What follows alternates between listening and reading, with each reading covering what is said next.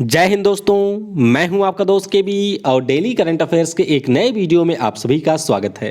तो आज के इस वीडियो में हम 13 दिसंबर 2020 से जो भी महत्वपूर्ण प्रश्न आपकी परीक्षाओं में पूछे जा सकते हैं उन सभी प्रश्नों को डिस्कस करेंगे। तो आइए इस वीडियो की शुरुआत करते हैं। पहला प्रश्न है, प्रत्येक वर्ष अंतर्राष्ट्रीय सार्वभौमिक स्वास्थ्य कवरेज दिवस कब मनाया जाता है? तो ये दिवस आपका होता है प्रत्येक वर्ष 12 दिसंबर को, यानी कि इस प्रश्न का ऑप्शन बी करेक्ट होगा।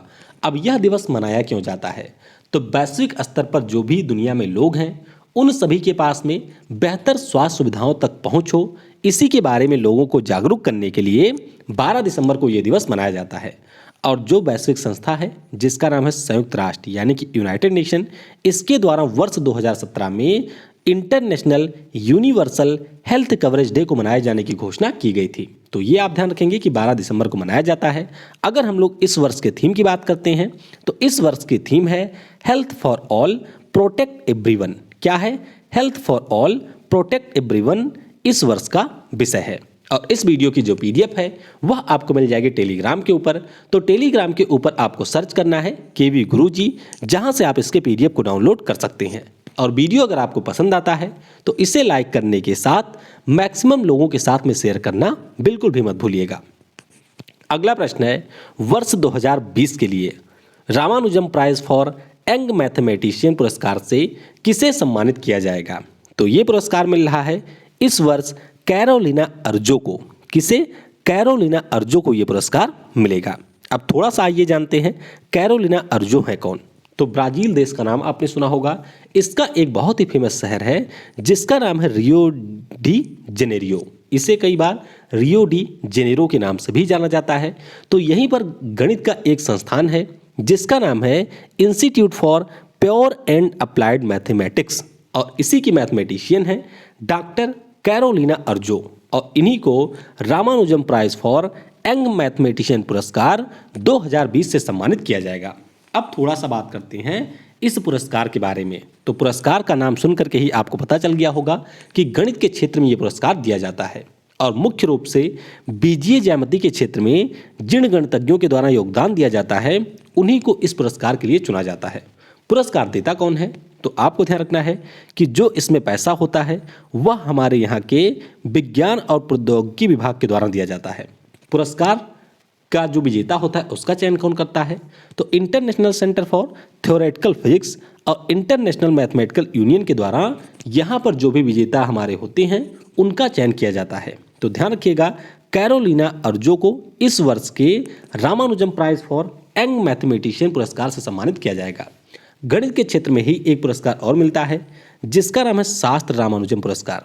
क्या नाम है? शास्त्र रामानुजम पुरस्कार। और ये इस वर्ष मिला है साई एवरा को। किसे? साई एवरा को ये पुरस्कार मिला है। गणित के ही क्षेत्र में एबल पुरस्कार भी दिया जाता है जो कि इस वर्ष मिला है ग्रेगरी मार्गुलिस और हिलेल फ्रस्टनबर्ग को।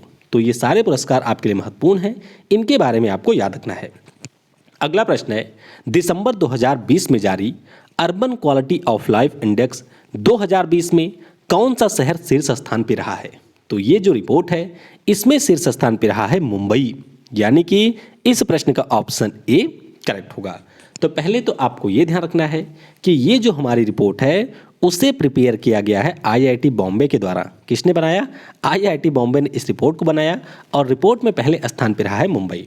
रिपोर्ट की अगर हम लोग बात करते हैं तो यहाँ पर कुल मिलाकर के 7 कैटेगरी में 14 हमारे शहरों को रैंकिंग दी गई है, जिसमें मुंबई रहा पहले स्थान पे, दिल्ली रहा दूसरे, कोलकाता रहा है तीसरे स्थान पे। और अगर हम लोग बात करते हैं महाराष्ट्र के पुणे शहर की तो यह इस सूची में सबसे निचले पायदान पे रहा है। अब जैसा कि मैंने आपको बताया कुल मिलाकर के 7 कैटेगरी में यहाँ पर जो शहर है उनको रैंकिंग दी गई है। तो ये 7 कैटेगरी कौन कौन सी हैं इनके बारे में भी थोड़ा सा जान लीजिए। पहली कैटेगरी है बेसिक एमिनिटीज, यानी कि जो आपकी सामान्य सुविधाएं होती हैं उनमें यहाँ पर राज्यों को रैंकिंग दी गई।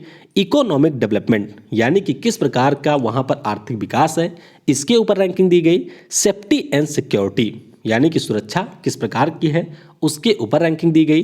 ट्रांसपोर्टेशन एक्सेस कैसा है, यानी कि परिवहन वहाँ पर कैसे है। इन्वायरमेंटल इम्पैक्ट कैसा है, यानी कि वहाँ का जो पर्यावरण है वह किस प्रकार का है। इंफ्रास्ट्रक्चर डेवलपमेंट कैसा है। इसके अलावा जेंडर रोल वहाँ पर किस प्रकार का है। इसके आधार पर यहाँ पर शहरों को रैंकिंग दी गई है। तो आपको ध्यान रखना है ओवरऑल कैटेगरी में मुंबई यहाँ पर शीर्ष स्थान पे रहा है। बाकी इन सारे पैरामीटर के आधार पर भी जो हमारे शहर हैं उनको अलग अलग रैंकिंग दी गई है। तो मेन वाला आपको ध्यान रखना है कि मुंबई इसमें पहले स्थान पे रहा है। अगला प्रश्न है, केंद्रीय मंत्री नितिन गडकरी जी ने किस राज्य में कोइलवर ब्रिज का उद्घाटन किया है। तो ये जो कोइलवर नाम का ब्रिज है इसका उद्घाटन किया गया है बिहार राज्य में, यानी कि इस प्रश्न का ऑप्शन सी करेक्ट होगा। अब पहले तो आप ये ध्यान रखेंगे कि जो नितिन गडकरी जी हैं ये हमारे रोड हाईवे और परिवहन मंत्री हैं। इसके अलावा MSME जो मंत्रालय है उसके भी मंत्री हैं नितिन गडकरी जी। तो बिहार राज्य में आपकी सोन नदी बहती है जो कि अमरकंटक की पहाड़ियों से निकलती है, गंगा नदी की सहायक नदी है।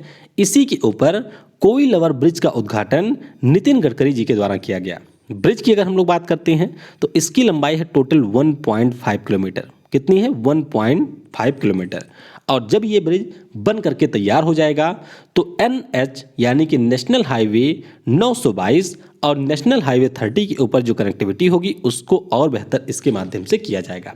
एक पॉइंट आप ध्यान रखेंगे कि यह एक 6 लेन ब्रिज होगा। 6 लेन का मतलब क्या होता है? ऐसे आप देखेंगे जो हमारे रोड होते हैं सामान्य, कोई सिंगल लेन होता है यानी कि इसी से गाड़ियां आती जाती हैं। डबल लेन का मतलब हो गया कि एक तरफ से जा रही है एक तरफ से आ रही है। उसी प्रकार से अगर हम लोग 4 लेन की बात करते हैं तो 2 से जा रही हैं 2 से आ रही हैं। तो इसी प्रकार से यह एक 6 लेन ब्रिज होगा जहां पर आपको न केवल रोड परिवहन की सुविधा मिलेगी बल्कि यहां से होकर के ट्रेनें भी जाएंगी। तो ये आप ध्यान रखेंगे कि बिहार में इसका उद्घाटन किया गया है।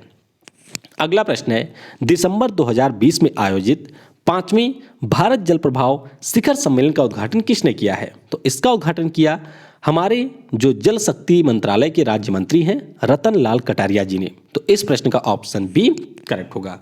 तो बस आपको ध्यान रखना है कि इसका उद्घाटन रतन लाल कटारिया जी ने किया है और इस वर्ष की थीम है Arth Ganga river conservation synchronised development. ये इस बार की थीम है। आयोजन किसने किया? तो राष्ट्रीय स्वच्छ गंगा मिशन के द्वारा गंगा नदी बेसिन प्रबंधन के द्वारा इसका आयोजन जल संसाधन के संरक्षण पर चर्चा के लिए किया गया। तो ये आप ध्यान रखेंगे कि 5वां भारत जल प्रभाव शिखर सम्मेलन रतन लाल कटारिया जी के द्वारा उद्घाटन किया गया है। अगला प्रश्न है जो कि काफी ज्यादा महत्वपूर्ण है, दिसंबर 2020 में किस कंपनी ने विश्व के पहले सैटेलाइट आधारित नैरो बैंड IoT यानी कि इंटरनेट ऑफ थिंग्स नेटवर्क को लॉन्च कर दिया है? तो इसे लॉन्च कर दिया है BSNL ने, यानी कि भारत संचार निगम लिमिटेड ने। तो इस प्रश्न का ऑप्शन डी करेक्ट होगा। अब यहाँ पर अगर हम लोग इस प्रश्न के बारे में बात करें तो काफ़ी ज़्यादा इसमें टेक्निकल टर्म हैं जिनके बारे में समझने के लिए काफ़ी ज़्यादा टाइम लगेगा। तो फिलहाल के लिए आपको यही ध्यान रखना है कि जो नैरो बैंड आधारित IoT नेटवर्क है इसे लॉन्च किया है BSNL ने। किसके साथ में मिलकर के? तो स्काई रॉकेट इंडिया नाम की एक कंपनी है जिसके साथ में मिलकर के इसे लॉन्च किया है। अब इसमें आप ये ध्यान रखेंगे कि जब हमारे किसी इंटरनेट ऑफ थिंग नेटवर्क में नैरो बैंड का जो स्पेक्ट्रम होता है उसका प्रयोग किया जाता है तो यहाँ पर जो भी हमारी बैटरी होती हैं वो कम कंज्यूम होती हैं और सस्ते दर पर यहाँ पर इंटरनेट की सुविधा जो हमारे दूरगामी क्षेत्र हैं यानी कि जो हमारे ऐसे स्थान हैं जहाँ पर 4G या 5G की कनेक्टिविटी नहीं होती है उन स्थानों पर भी इंटरनेट की सुविधा मिलती है। तो पूरे भारत के जो भी हमारे ऐसे क्षेत्र हैं वहाँ पर इंटरनेट की कनेक्टिविटी को प्रदान करने के लिए BSNL के द्वारा इसे लॉन्च किया गया है। BSNL की बात करते हैं तो भारत सरकार के अधीन यह एक टेलीकॉम कंपनी है जिसका मुख्यालय आपको नई दिल्ली में मिल जाएगा और इसके CMD हैं प्रवीण के पुरवार यानी कि PK पुरवार। अगला प्रश्न है, दिसंबर 2020 में किस अंतर्राष्ट्रीय बैंक ने APVAX पहल की शुरुआत की? तो इस पहल की शुरुआत की है एशियाई विकास बैंक यानी कि एशियन डेवलपमेंट बैंक ने। तो इस प्रश्न का ऑप्शन ए करेक्ट होगा। तो पहले आपको थोड़ा सा पता होना चाहिए कि APVAX का पूरा नाम क्या है। तो इसका पूरा नाम है Asia Pacific vaccine access facility, यानी कि जो भी हमारे एशिया और प्रशांत क्षेत्र के देश हैं वहाँ पर किस प्रकार से कोविड-19 के टीके की जो पहुँच है उसकी सुविधा को पहुँचाया जाए, इसी के लिए एशियाई विकास बैंक के द्वारा इसकी शुरुआत की गई है। तो मुख्य रूप से जो एशियाई विकास बैंक है उसके द्वारा अपने सदस्य विकासशील देशों के ऊपर फोकस किया जाएगा।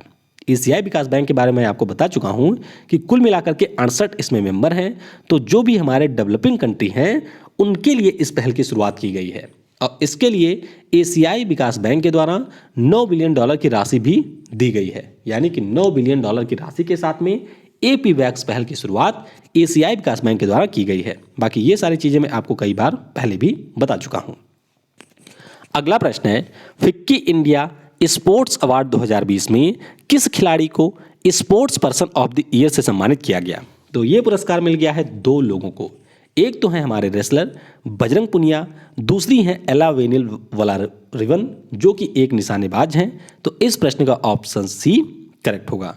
तो पहले तो आपको ये ध्यान रखना है कि हरियाणा के जो हमारे रेसलर हैं बजरंग पुनिया, इनको पुरुष कैटेगरी में यानी कि मेल कैटेगरी में sports person of the year का पुरस्कार मिला है।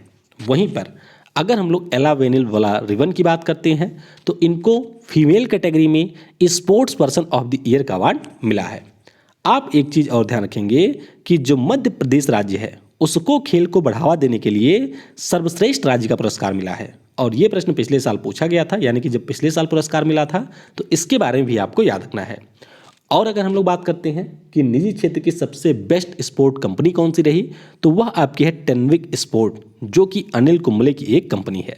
कोच ऑफ द ईयर कौन रहे? तो अभी हमारे एथलेटिक्स के पुनः कोच बने हैं राधा कृष्ण नायर, ये यहाँ पर कोच ऑफ द ईयर चुने गए। फिक्की की बात करते हैं तो इसकी स्थापना 1927 में हुई थी जिसके अध्यक्ष उदय शंकर हाल ही में ये अध्यक्ष के रूप में नियुक्त हुए हैं संगीता रेड्डी के स्थान पर। अगला प्रश्न है, केंद्रीय मंत्रिमंडल के द्वारा वायरलेस कनेक्टिविटी को बेहतर बनाने के लिए किस योजना को मंजूरी दी गई? तो इस योजना का नाम है पीएम वानी। क्या नाम है? पीएम वानी इस योजना का नाम है। तो पहले तो आपको इसका पूरा नाम ही पता होना चाहिए।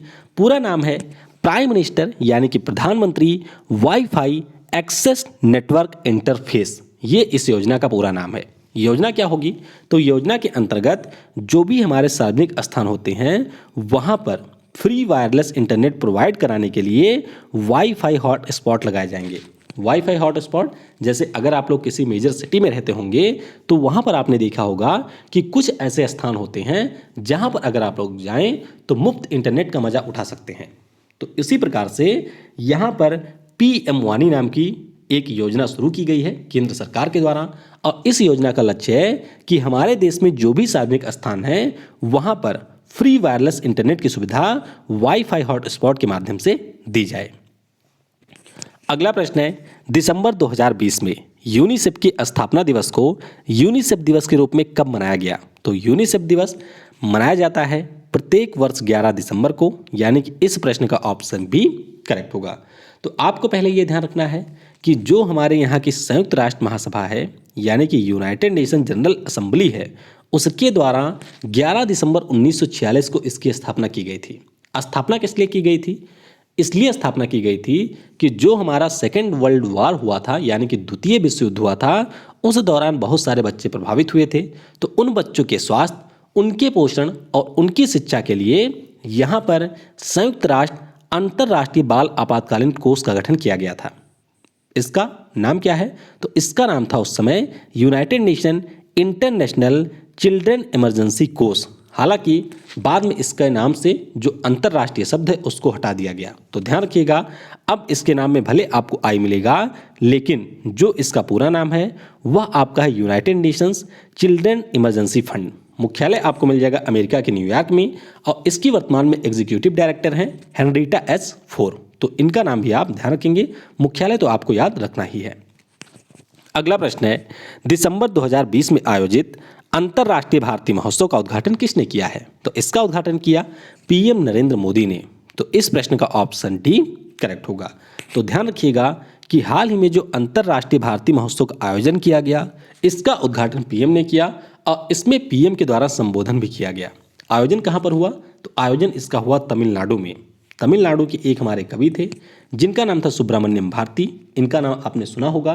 तो इन्हीं के 138वीं जयंती के अवसर पर अभी हाल ही में अंतर्राष्ट्रीय भारती महोत्सव का आयोजन किया गया।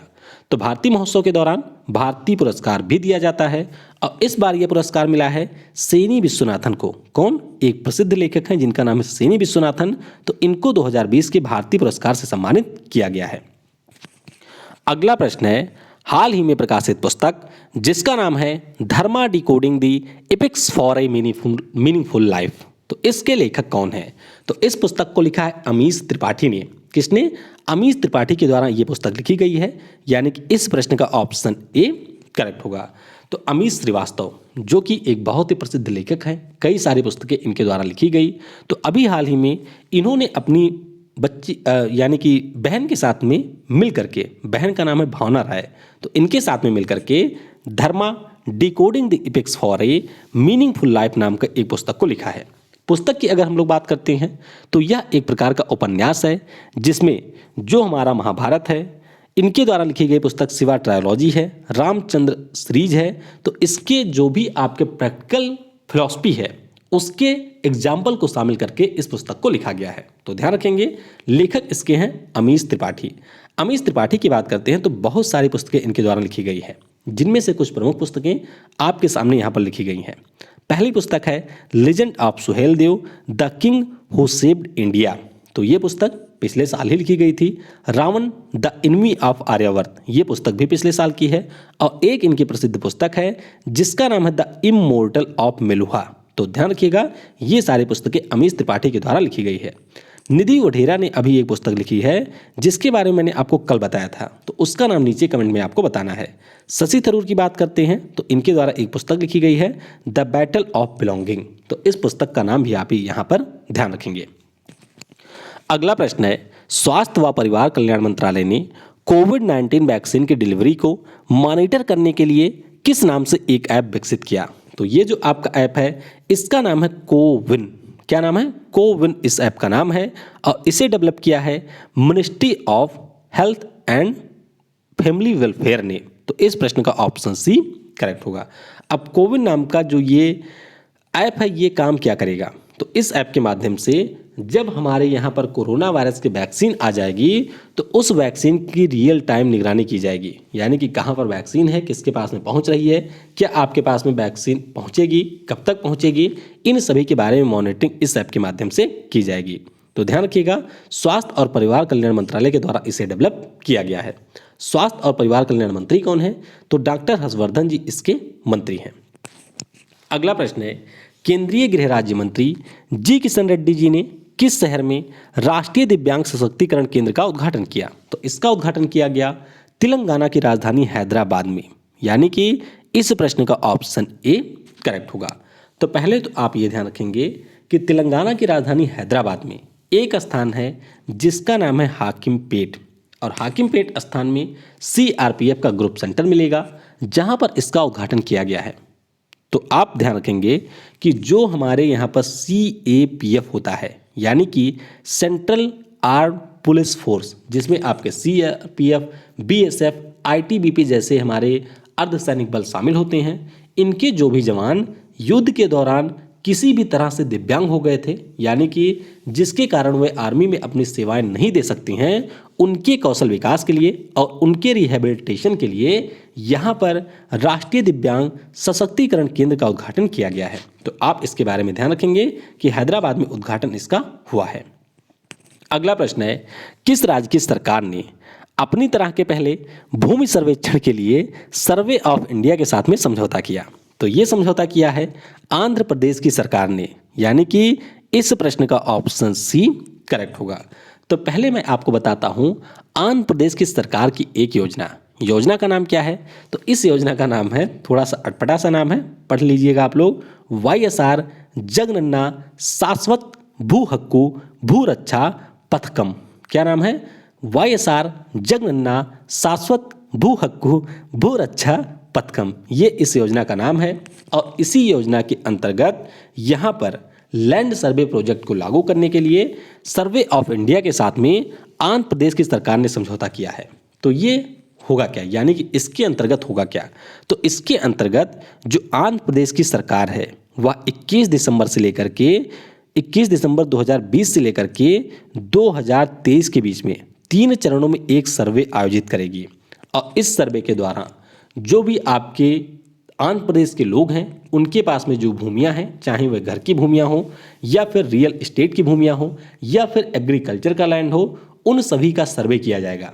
और यहाँ पर सर्वे के बाद में उनकी जो बाउंड्री होगी उसके संदर्भ में जो हमारा डॉक्यूमेंट होता है उसे भी राज्य सरकार के द्वारा इशू किया जाएगा। यानी कि पूरी तरीके से लैंड की यहाँ पर मॉनिटरिंग सरकार के द्वारा की जाएगी और इसी के लिए सर्वे ऑफ इंडिया के साथ में समझौता किया गया है। चलिए मैं आपसे एक आज बहुत ही टफ प्रश्न पूछता हूँ। अभी कुछ समय पहले हम लोगों ने एक बार सर्वे ऑफ इंडिया का जिक्र डेली करंट अफेयर के वीडियो में किया था, तो नीचे कमेंट में बताइएगा कि वह जिक्र मैंने कब और कहां पर किया था या किस लिए किया था। और मैं देखना चाहूंगा कि आप में से कितने लोग इस प्रश्न का उत्तर देते हैं। तो जिन लोगों ने भी यहां तक वीडियो देखा होगा उनको इस प्रश्न का उत्तर जरूर देना है कि सर्वे ऑफ इंडिया का जिक्र इससे पहले हम लोगों ने किस प्रश्न में या किस लिए किया था। तो ये हमारे हो गए जो सबसे महत्वपूर्ण प्रश्न थे। इसके अलावा कुछ अन्य प्रश्न के बारे में भी आपको ध्यान रखना है, जैसे कि अभी जो हमारे यहाँ की बीमा कंपनी है जिसका नाम है ICICI प्रूडेंशियल, इसने अपने बीमा उत्पादों को बेचने के लिए RBL बैंक के साथ में एक समझौता किया है। यानी कि अगर आप RBL बैंक के कस्टमर हैं तो आपको यहाँ पर ICICI प्रूडेंशियल के बीमा उत्पादों को खरीदने का ऑप्शन मिलेगा। प्रत्येक वर्ष 12 दिसंबर को अंतर्राष्ट्रीय तटस्थता दिवस यानी कि इंटरनेशनल डे ऑफ न्यूट्रलिटी मनाया जाता है। तो ये महत्वपूर्ण दिवस है, ध्यान रखिएगा। शेख सबाह अल खालिद ये कुवैत के प्रधानमंत्री के रूप में एक बार फिर से नियुक्त कर दिए गए हैं। नीचे कमेंट में आपको कुवैत की राजधानी बतानी है। और नाना अकुफो अड्डो घाना देश के नए राष्ट्रपति चुने गए हैं, तो इसकी भी राजधानी आपको नीचे कमेंट में बतानी है। तो ये हमने जो भी आपके करंट अफेयर्स थे उन सभी के बारे में डिस्कस कर लिया है। कल मैंने आपसे पूछा था which Indian institute has topped the QS Asia university ranking 2021, तो इसे टॉप किया था IIT बॉम्बे ने। किसने? IIT बॉम्बे ने इसे टॉप किया था। और मैंने आपको बताया था कि IIT बॉम्बे ओवरऑल रहा था 47वें स्थान पर। एशिया के अगर हम लोग सबसे नंबर 1 यूनिवर्सिटी की बात करते हैं तो ये आपकी रही थी नेशनल यूनिवर्सिटी ऑफ सिंगापुर। कौन सी? नेशनल यूनिवर्सिटी ऑफ सिंगापुर यहाँ पर पहले स्थान पर रही थी।